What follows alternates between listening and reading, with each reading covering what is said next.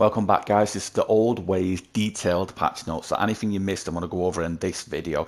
So of course we've got duos and map rotation, guys. So as if you don't know, duos is in alongside trios, and it's a permanent map rotation that gives you the ability to play duos or trios on Kings Canyon or the newer map, World's Edge. So guys, the way this works is it's an automated thing, and you do not have control over which map you choose. It just goes on a timer, and then you have to go on that map or you don't.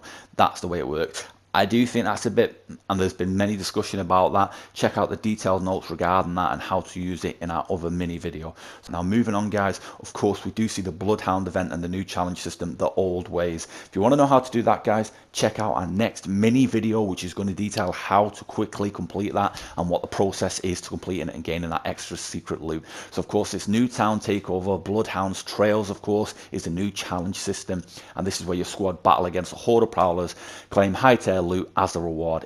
Now moving on from that, we've got some very important balance changes implemented in this software update, guys. Now the G7 Scout, of course, they've reduced the headshot scale from 2 to 1.75, so it just makes it that bit more difficult to get a headshot. They've reduced the leg shot scale from 0.9 to 0.75, so again it makes it that little bit more difficult to hit your shot. Slightly reduced projectile speed, so that is a bad nerf overall, as you guys would see it, for the G7 Scout, but we still feel that it plays well in the meta, which is the overview of the game. The L-Star, of course, that's been reset. They've reset the view kick pattern. What that means is it's the pattern when you kick off the gun and when you hold it down, it's the pattern that it'll shape, whether it's up and down or left and right. It's basically it's a recoil, but it's a pattern that the recoil follows. So rather than go in a non-predictable direction, when you feather the trigger, that means press it in and out a few times. You should have better control. So that is a buff. There's also a nerf here to reduce the time before overheat. So the guys have thought that it's better to go from 2.4 to 2.2, so it'll overheat quicker, and there's 25 shots to 23 shots basically before it overheats. So what this is saying basically is what a lot of you guys like to do, and I like to do myself, is feather the trigger and you won't go into an overheat situation and you'll have more control. So while it's a nerf and a buff, overall it is actually a buff, and we will see you have more control with the weapon. So it's awesome. Now going through some of the other weapon buffs and nerfs, the Kraber of course has an increased headshot damage multiplier from 2 point to 3 point basically. So guys, this means you will always down your targets. There has been many a situation, myself included and others, we have had so many reports that where they go to headshot someone and they don't drop, and it is absolutely a dire situation. So now even if you've got a fortified character, which is a character with a level 3 helmet and a full Evo shield, they will still be downed once that headshot hits. So that is a good buff, I think. Sniper ammo, it's reduced the ammo pickup from 10 to 8, so that's a reduction. Reduced the inventory stack size from 20 to 16, that's overall on all snipers, just to make it that bit more tricky, and again to make snipers that little bit more of a tougher play, but well worth it for the headshots. Low profile limb shots on low profile legends. This is all legends now deal as much damage as body shots, so if you hit them in the limb, you're now going to get the same amount of body damage as you would hitting them in the body. So overall that makes it easier for you to now damage and down opponents for all players across the board, so this is a positive buff. And it's one that links directly into our friend Revenant here. Absolutely awesome feedback on him, guys. This is an update and a new change that I am so happy with, and I hope you guys will be. So basically, they've recognized a lot of player feedback has been recognized that Revenant is just no good, and I have always appreciated that and felt that he needed a huge buff, especially to his totem. So it now silence has increased the duration of the status effect. That means the effect that now you are hurt from silence and prevent it from using your weapons is from 10 seconds to 20. That is double, so it's a 2 times increase. It now disables Gibraltar's gun shield, so Gibraltar can no longer even shield once he's silenced. That should have always been the way, and it's absolutely an awesome change. And I've increased the duration of the effect from 5 seconds to 10 seconds of the area, so that means it's now double the area where you would have been affected by it if you're close to it. Silence also has 2 charges, so guys, this is an amazing buff in itself, but complementing that, you have the death totem buff. This makes Revenant deadly, guys. Now characters are now respawn with 50 health. That's 50 from 1 to 50, so that's a 49% increase in their health, or whatever health they had when they activated it lower. So if you started it with 20, you're coming back with 20. I do think, and I've talked to guys about this on the team, and I do think that it should have been that you come back with a 50 no matter what, and that could have been used as a way of like lifelining yourself a health pack Let me know what you think, guys, but overall it's an amazing buff. We're so happy with it. Having played with him, it's awesome. They've also removed the low profile, so he now does not have low profile and is in more danger to oncoming shots. But overall, I think you'll like that play, and I like it very much. Let me know what you think in the comments. Now, our girl Lifeline comes with an amazing buff as well. Yes, it's not just Revenant. And this new buff, you were asking about these blue bins many months ago, a lot of you guys. Now you know they contain secret compartments that only our girl Lifeline can activate. Now, this new secondary passive Lifeline can activate these compartments from blue loot bins. They're randomly found around the map, guys. They're not fixed.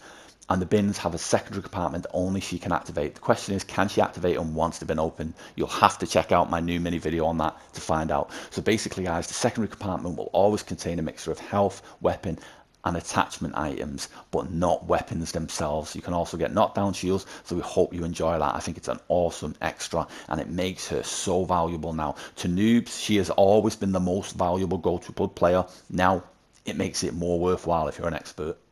Now, this is not the only legend we see with changes. Wraith got a huge nerf, and this is really bad for some players. For me, it definitely is. Let me know what you say in the comments about what you feel it does for Wraith. So its portals will now disappear after 4 seconds if both ends are outside the circle. So that means if you're in the red zone, the change is to combat players exploiting the portal to avoid taking damage outside the ring. While I have seen this done at later rings, it's not really easy to be done because any touch of the damage of the storm will just murk you straight down.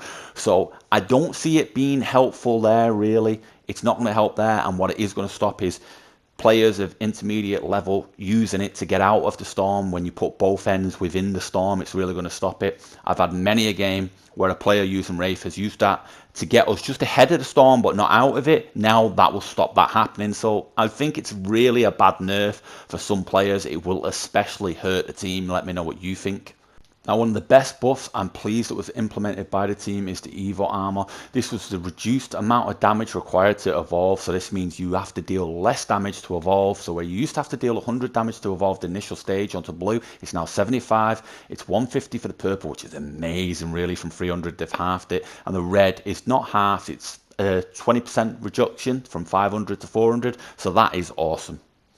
Now, that was the main changes, but we also see an increase to the total amount of loot items that spawn in the map on Kings Canyon. It was a huge spiracy on Kings Canyon going down, where a lot of players were reporting back to the team. We're getting a lot of information that there was too much just random items and they were too sparse. So the loot has been increased. We had new bins put in previously, and now a huge increase in the amount of loot and proper decent loot that can spawn. So let me know what you think about that in the comments. Have you noticed a difference on that on Kings Canyon? Have you noticed loot? Now, going over some of the minor changes now, guys, I'll just fly through these. So they fixed bugs for cases where match results would not process correctly after disconnection. Fixed script errors, which are basically code errors in the background. Bugs for cases where taller legends could get stuck in geometry using Wraith's portal. This was strange Wraith tricks. A lot of tricks were seen with that. Fixed bugs cases where Revenant's death protection could still be healed using Lifeline's Doctrone and Watson's interceptor pylon. So basically, it's a lot of fixes for little glitches and bugs.